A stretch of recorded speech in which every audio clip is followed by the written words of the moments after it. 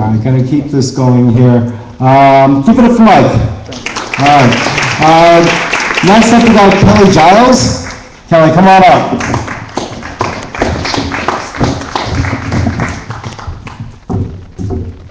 All right, I'm wearing a little Che Guevara tonight because one of my writing classmates is from Egypt, and he brought a picture the other day with his mom and Che Guevara. And plus I just thought it could kind of resonate with the theme of the evening. This first piece is, I'm just doing two short pieces. This first one is from my upcoming memoir. It's called Killing Justice, right, but it's really short, 1.5. When I was arrested at LAX and hauled off to federal prison, I suddenly realized two things. Life's not fair, and we are not in control of our lives. In fact, I remember feeling like the real prisoners were those outside those prison walls, as they too were all living in a house of fear, only most of them were blissfully unaware of that fact. For as the arcade song, City with No Children, expresses it so well, this world has largely become a garden left for ruin by a millionaire inside of a private prison.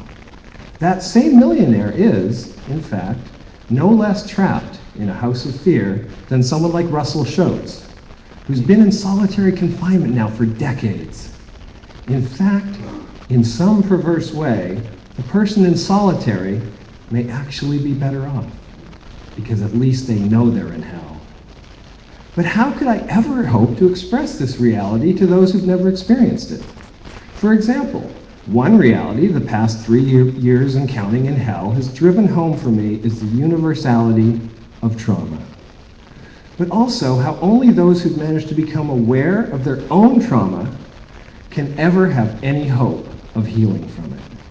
For, in the words of both my fellow Scotsman Ian McLaren and Aristotle before him, we must be kind, for everyone we meet is fighting a hard battle.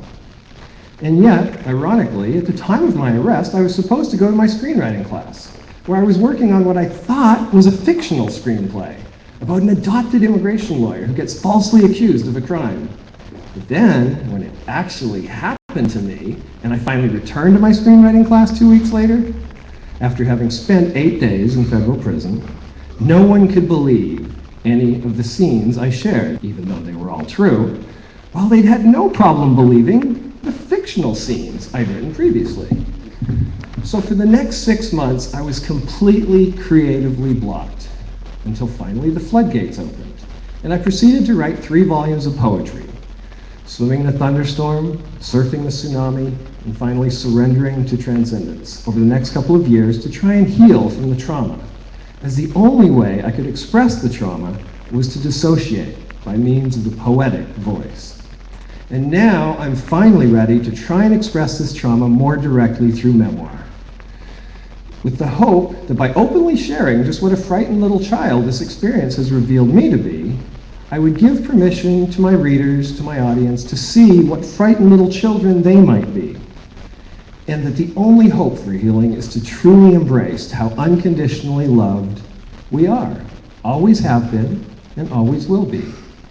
For the first step to healing is to acknowledge that we were all fellow prisoners, trapped in a house of fear.